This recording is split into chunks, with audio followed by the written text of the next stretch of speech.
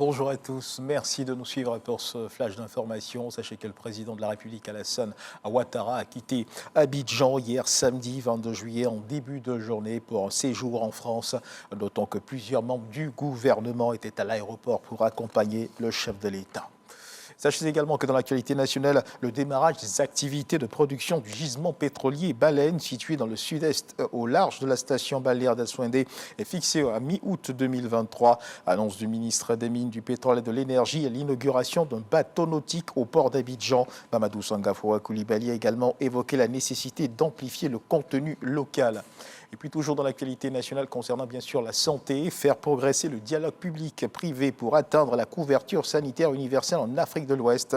La thématique a guidé la réflexion lors de 3 jours de conférences, débats et panels organisés pour la première fois à Abidjan par la Fédération ouest-africaine du secteur privé basée à Dakar au Sénégal. En présence du ministre de la Santé Pierre Timba, les acteurs du secteur privé ont noté la pertinence d'une franche collaboration entre privé et public dans la sphère de la santé. Nous y reviendrons assurément dans nos prochaines éditions.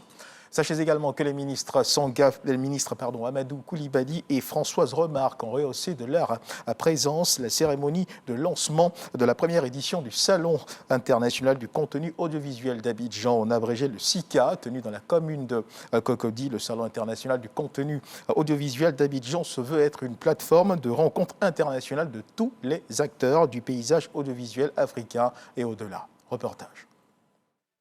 Le SICA vient de voir le jour. Le Salon international du contenu audiovisuel d'Abidjan se veut une plateforme de rencontre qui réunira dans la capitale économique ivoirienne les professionnels du secteur et des investisseurs internationaux. L'objectif principal est de valoriser le contenu audiovisuel.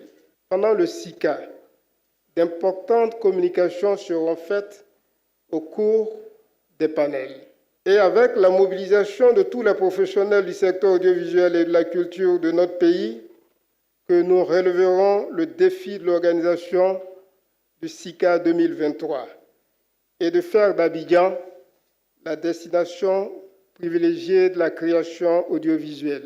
Pour un écosystème audiovisuel et cinématographique africain pourvoyeur d'emplois à l'ère du numérique, c'est le thème inaugural du salon co-organisé par le ministère de la Communication et celui de la Culture et de la Francophonie. L'intérêt du salon aujourd'hui est primordial parce que bien sûr, il va permettre de trouver ensemble des solutions sur le financement parce que le financement est clé dans le cadre de la diffusion, de la production, la réalisation de films. Le SICA vient donc combler un vide, notamment dans notre espace ouest-africain. Au demeurant, il n'est pas normal que dans notre espace communautaire francophone, il n'y ait aucune initiative centrée sur la promotion du contenu audiovisuel. Le SICA est donc une réponse du gouvernement pour la promotion de l'œuvre audiovisuelle et sa valorisation. Plusieurs activités vont meubler ces journées de réflexion et de formation qui se tiendront du 20 au 22 novembre 2023. Un reportage de Serge Pakomdidi commenté pour vous par Abdoulaye Koné dans l'actualité internationale au Zimbabwe. À un mois des élections présidentielles et législatives du 23 août, l'opposition peine à faire campagne. Ces élections présidentielles se joueront entre le président sortant Emmerson Mnangagwa qui a succédé à Robert Mugabe, le principal opposant Nelson Chamisa, à la tête de la coalition des citoyens pour le changement, en abrégé CCC.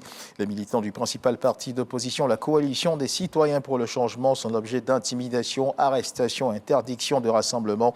La coalition des citoyens pour le changement n'a pu officiellement lancer sa campagne que la semaine dernière à Gouirou, à 300 km de la capitale. Le président sortant, Emmerson Mnangagwa, a lui lancé sa campagne le mois dernier.